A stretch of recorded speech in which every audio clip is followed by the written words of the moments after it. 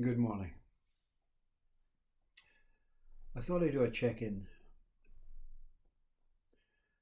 Now I'm in the city and many things to do, many things to see, many things to experience as a person constructed. Um, you also get the opportunity to be the listener instead of the speaker. And that space of listening is very intimate because when you reflect the listening from all speaking, meaning whoever speaks, the listener reflects what the talk is about, what the subject is about. In your wholeness, in your diverse, open, fresh, new mind, you can accept all. But the acceptance is also the denial, because the acceptance of whatever is experiencing are based on thoughts. They're based on words. They're based on information. They're based on conditioned ways. So the accepting itself is just an accepting that whatever is being spoken is allowed to pass. And there's no need to cling on to the information of a specific speaker, a specific subject. Now, to simplify this, I watch different speakers, but more so you watch the audience, and when there's a interaction, when there's questions, and you listen to the questions from the audience, you really understand that, for example, there are speakers, a guru, an enlightened being, whose subject may be based on the I am method, the I am practice. Okay? Basically, everything comes back to the point of I. There are also speakers of consciousness, and that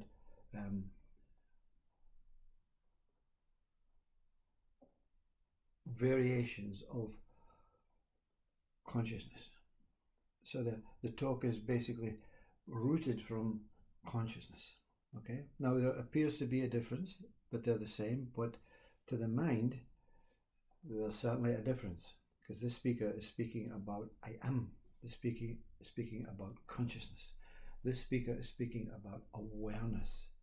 This speaker is speaking about Christ and Buddha and all the isms, So there are subjects everywhere. From the disciple or the audience point of view, who attend these satsangs, talks, lectures, discussions. The more speakers, the more discussions. So if you attend an I am satsang for a retreat for a week, and then you say, no, I need something in the mind is caught up and is inspired by a talk about religion. So you go to a religion talk, a religious talk, a speaker of religion, a Sadguru talk or whatever. You take the I am with you see? And there's a confusion, because the I am process was the process that was actually, rooting myself. Now I've moved and I'm not dismissing the I am, it is so important to me. But I've moved into this consciousness talk, this religious talk, this awareness talk, this sacrificial talk, this mindfulness talk, this mindlessness talk. So many talks, many talks. And what you realize as the witness of what is taking place on YouTube, in your city, so many new ways of reflecting each speaker's truth, and that's their truth.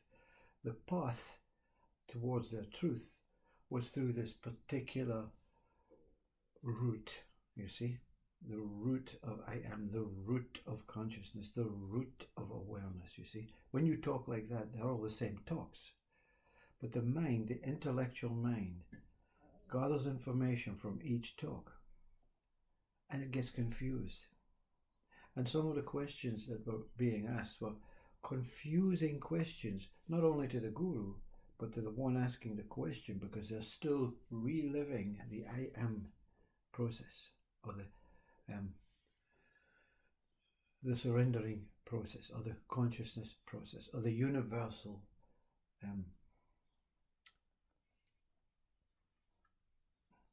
process. So it always brings you back, myself, to the one teacher. All these satsangs are great. They're wonderful. They free sections of the mind. There's a feeling of temporary enlightenment, temporary freedom, temporary awakening. They keep going back. They keep asking the same questions. But they're always looking for an answer from a particular process, a particular practice, a particular method. I'll go to a Buddhism talk. And the Buddhism may be the ways, the Dao ways, the Zen ways, you know, the paths to mindfulness. They appear to be different. They're not different, but to the mind of the seeker, they appear to be different paths. There appears to be a way that I have to collect all the paths before I can become enlightened. I have to collect Buddhism, Hinduism, consciousness, awareness, you know, I am, me, Christian, Catholicism, the Christ way, you know, the Buddha way, the Ram way, the Muhammad way. I have to collect all these ways before I can become enlightened. And all these ways are within you. I think a very simple way of saying is this. And I'll talk on behalf of myself. When I die, when this mind and body decides to stop operating and transcend into whatever it is that it transcends into, you know, the earth, the fire, the universe, the solar, the soul, the spirit, whatever it is, it matters not. When this mind and this body ceases to operate, who will be with me? Will the alive speakers, that the gurus, the Mujis, the Adyashantis, the Rupert Shiras, all the ones that are talking different process, the Thich Nhat Hanh way, Thich Nhat Hanh having been passed, but will they be with me? Will Thich Nhat Hanh be with me? Will Ramana Maharshi be with me? Will Jesus be with me? When this mind and this body passes, what? All the living ones and all the past ones will not be with me. You see? Because they're little bubbles of thoughts, of imaginations and illusions that are here to help. And they help. But they won't be with you. They won't be with me. So will I die alone? It's a question, you see. Not about what is death, or will death reveal this scenarios. Will I die alone? Of course I won't die alone. But the idea that God will be with me, Jesus will be with me, the soul will be with me, living beings will be with me, my wife will be with my children. Do you think for 1 minute they're going to be with you? They're going to be with the body and the mind before that immortal last breath. But someone will be with me. So who could it be? It must be I am, no. It must be consciousness, no. It must be awareness, no. It must be the soul, no. It must be the universe, no. It must be, angel. No. I will be with me. The transition of this moves in to the one that I truly am. There's no other, you see. No one's interested in your death. No one's interested in the passing of the body, in the passing of the mind, close family, friends, interested. Grief, something not present anymore. Jesus, gone, not interested. I'm not saying this in a blasphemical way. I'm saying this in a real way. Who will be with me when I pass? I will be with me when I pass. Yeah?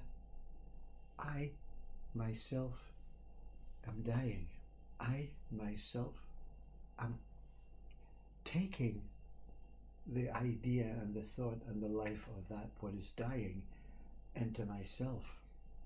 I am dying within myself. I am dying as myself. I am dying simultaneously with myself. There's two in that moment of death. And that two becomes one. And the one is not a component of consciousness, a component of Ramana Maharshi, Jesus, your grandfather, your uncle, your aunt, your minister. You don't become a component. You don't come from two into one component of a series of, let's say, bubbles. You are one. See? That's what you discover when you don't go to the satsangs, when you don't rely on others. You see, that's what the learning is. It's a learning when you're the speaker, it's a learning when you're awakened, when you enlighten, and it's a learning when you become the observer and the listener. The only true awakening is myself awakening to myself. And when I awaken to myself, I meet myself. And myself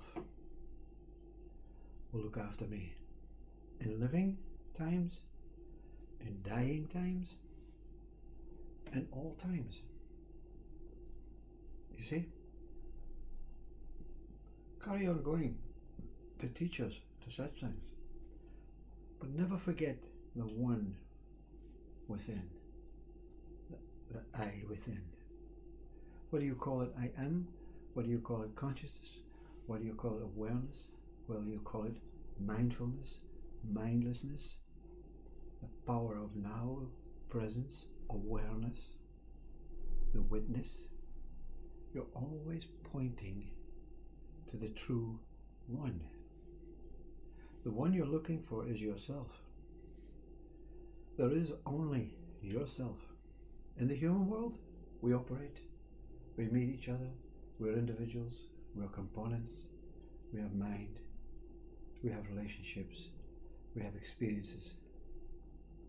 But that's just the act of myself. So, listening observing. It's the same as speaking. It's no different. All reflecting the truth about the one that I am, the one that one is, the one that is true, the one that truly is, and the one that is as it is. Thank you for the check-in. I'm off to the city again. I'll see you in the future, maybe. Namaste.